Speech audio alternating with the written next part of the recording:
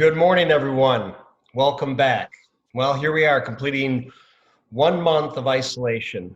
Feels like it might have been a day, feels like it might have been a year, but we're making it every day.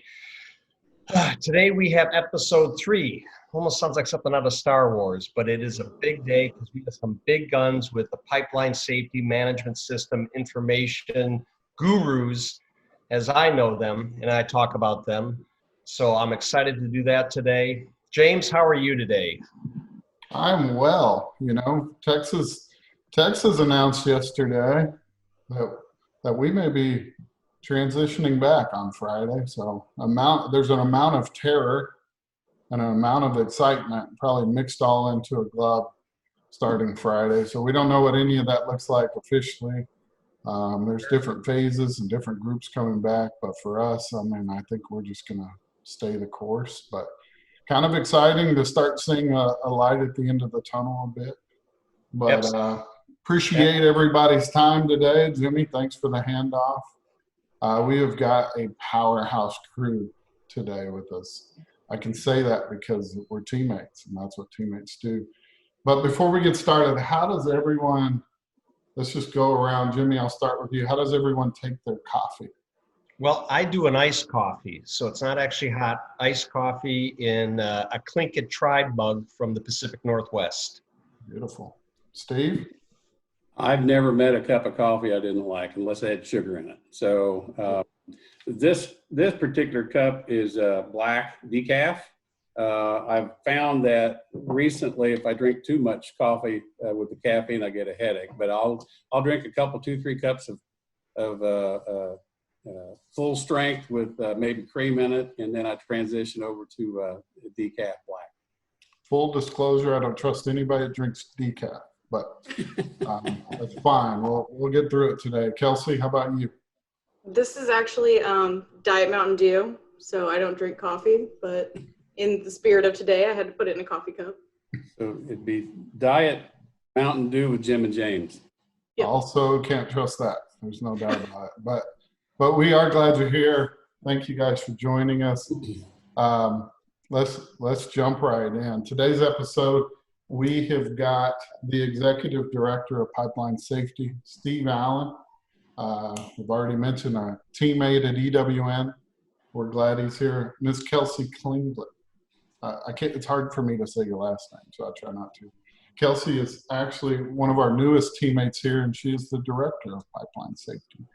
So normally we haven't had EWN folks on other than Jim and I, but we know how important this topic of PSMS is, and we wanted to bring in the experts. So honestly, I can't go through all the accolades that these two have because we're on a time crunch, and honestly, I can't keep track of it all. So Steve, first of all, welcome. And look at that EWN shirt. The first time I've seen you not in bibbed overalls. Oh, well, okay. And Steve's probably looking at me going, this first time I've seen you not in a hoodie. We've really, us two have really embraced this lax virtual dress code. But Steve, what are you saying that bib overalls aren't business casual? No, it depends which state you're in, I think. Okay. Well, good morning, everybody, and I'm really glad to be on Coffee with Jim and James. I have been challenged to keep this short, so I'm going to jump right into it. But I need to frame the discussion regarding pipeline safety management systems and safety culture. As many of you probably know, American Petroleum Institute recommended practice 1173 calls for operators to complete assessments of their safety cultures and then be able to track those and continually improve those. Many operators today have already performed safety assessments, okay? So they're familiar with safety surveys, and a lot of times those safety surveys are more geared towards occupational or personal safety as opposed to pipeline safety, which there is a distinction there with that.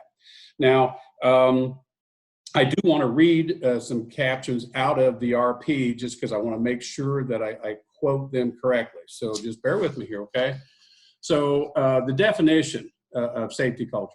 Safety culture is defined by API RP 1173 as, quote, the collective set of attitudes, values, norms, beliefs, and practices that an operator's employees and contractor personnel share with respect to risk and safety.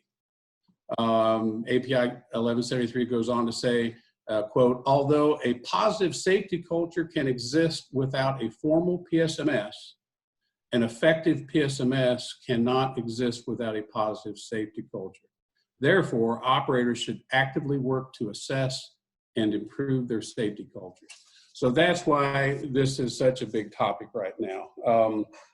And I can tell you it's all about safety culture. A pipeline operator with a poor safety culture is an accident waiting to happen. So, so as far as what we're talking about here is being able to assess, not evaluate, but assess a safety culture. There's an accepted approach that basically is a three-legged stool. Okay, so the first leg of that stool is to take a look at the policies and procedures, documentation of communication, and anything you can get your hands on that basically says, here's what the company is saying about pipeline safety culture. Here's what an operator wants, how they want their employees to act and respond in certain circumstances and situations, like, see something, say something, documentation that might cover, that employees should not fear any reprisal for speaking up and saying something. That's the type of documentation that you need to identify and evaluate to determine what the company says they want to have happen. Okay, the second leg of that stool is to survey the employees within the organization as well as the contractors to gauge their perception of how that operator or their company values safety and what they are doing to help prevent and mitigate certain threats and risks and so on and so forth. So you go through and you, number one, like I said, the first leg is you look at procedures and documentations and records. The second leg is you do a perception survey to see, okay, so the company says this is what they want to have happen. This is what the employees perceive, okay? The third step is to actually go out and do a field observation to see what is actually going on, to see whether or not there's any alignment with what the company says, what the employees perceive, and what is actually going on. So I think I did a pretty good job keeping that pretty short and sweet. And folks, we have a bet here on how long it's going to take, so I can't get into it too long. I want to hedge my bet. But anyhow, Kelsey. I just got a quick question, a quick observation. Again, it sounds to me that companies have a lot of this in place right now, but they may not know it. And I think with these tips that you were talking about, the three legs of the stool, they can take the existing parts that they have and put it together and grow into a PSMS model. Is that a correct statement? That's a correct statement on two sides. One on the actual gap analysis of trying to gauge the conformity of an organization with PSMS, but also in assessing and continually trying to improve safety culture. You have to, the old saying, if you don't measure, if you can't measure it, you can't manage it. All right. So yeah. So I think you're right. You're right on the money, Jim. So okay. Thank you. So Kelsey, could you talk a little bit about the analysis aspect of this and the perception survey tool that you've been developing for the last couple months? Sure. So overall, the completion of a safety culture assessment should include these following three elements in order to determine the alignment of, first, what the company says they want to have happen. Second, what employees' perception of the strength of the company's safety culture and how well the policies and procedures are being followed. And third, what is occurring in the field based on that field observation that Steve just spoke about. If all of the safety culture indicators are present and scoring well, amongst all three legs of the stool, and threats are being mitigated, a positive safety culture showing that those are mitigated, then one can conclude that there's a sufficiently positive safety culture present.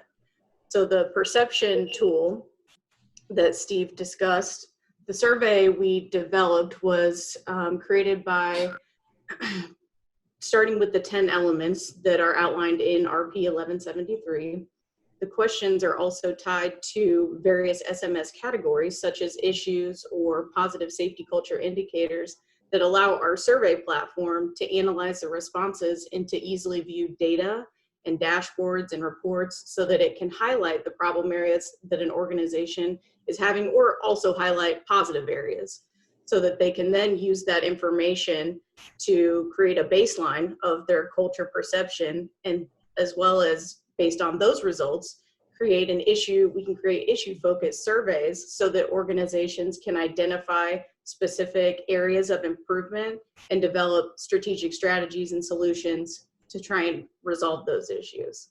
Our safety culture survey tool is an excellent way for a contractor or an operator to begin their SMS journey, as well as continue to evaluate their organizational safety culture and their SMS program maturity. So it's a great tool that can be used by small companies, large companies, and it's a good start for a lot of people to begin their SMS journey. Kelsey, I raised my hand and then you answered it in the next sentence. But I was going to say, I know a lot of people are going to ask, whether they're a big operator, a small operator, or a contractor, is there a perfect approach for each, for all three of those? Is there a tailored approach in each of those situations? Right. So yeah, we started out with we have these base questions that no matter what category you fall into, you're going to be asked these questions. That way you can be compared to different companies or throughout the industry, so that you have that comparison, so that you can see where you're falling in line with other people, or you can, compare yourself with a company of similar size or not. It leaves you open to be able to use that data however you'd like. Gotcha. Perfect. That answers my question. We're seeing a lot more, I think, embrace PSMS and RP 1173 as we kind of ramp into it. I think, people's question are, how do I get started? I joked with Steve the other day. One thing I always say kind of in my speaking presentations is almost one of my wrap up and action items at the end is people always say, well, okay, how do I get started? And I'm like, man, just start, start somewhere, reach out. You can easily get tied up in analysis paralysis and do absolutely nothing. And so sometimes it's just getting started, reaching out to the right people, and looking what that path looks like for you and your teams. So I think what you guys have brought up already is a great start to that. For those that maybe it's a bit more foreign, this is a good way to kind of ramp up into it. It's really assessing what you're already doing. It's not saying right or wrong. It's looking at it first and analyzing that. So appreciate that time and kind of breaking that down for us. Steve and Kelsey, and Steve, I'll start with you. Any final words just to sum it up in your eyes? Sure. Thanks, James. So many of you that do know me know that I'm a bit of a zealot when it comes to PSMS. That's what I do. I'm a PSMS advocate. And with that, I can't stress strongly enough of how important it's a paramount importance to have a positive safety culture. And in order to have a positive safety culture, you need to assess it. You need to know where you are, and then set that baseline like Kelsey had mentioned, and then move forward with action items to try to close gaps, and then measure it again. And then, kind of the plan, do, check, act approach. So for those who have not begun their PSMS journey, my recommendation, and not everyone in the industry agrees with starting off with safety culture assessment, but I think it's a great place to start. because it can be awfully revealing. So that would be my recommendation for those organizations, operators that have already begun their journey. You might want to consider this three-legged approach to assessing your safety culture. Just don't go out and do a safety culture survey. That's not enough. You have to go out and find out what the company says they want to have happen, how the employees perceive the company's actions, and then what's actually going on. So, Kelsey, you got anything to add to that? No, all good points. I agree. It may not be a thing that everybody says you can start with or that they should start with, but like James said, it's a starting point, period, and it's a good thing to help you identify some areas where you may not have realized that there are issues, and you could possibly easily resolve them. You just didn't know that they were present until now. So it's a great tool to be able to have. And again, you can then use focus surveys to dig deeper into what you find out in the general survey. So it's a great way to start a PSMS journey. Yeah, it feels like you sometimes you just don't know what you don't know, and so That's right. it's a great place to start. Great comments, great way to wrap it up, folks. I want to say thank you to everybody for tuning in. It's great. It's a blessing for us to be able to support our industry and our country during this time. A big shout out to our two guests, that way and that way. Want to thank you all for being here. Everybody stay safe, stay happy. The light's at the end of the tunnel. We're getting there, and we can do it all together. So I just want to say thanks, everybody. Have a great day, and catch us on the next episode. Stay tuned. It's going to be another exciting one. With that, we will sign off for now. Thank you, Steve. Thank you, Kelsey, and thank you, you. Jim. Thank you.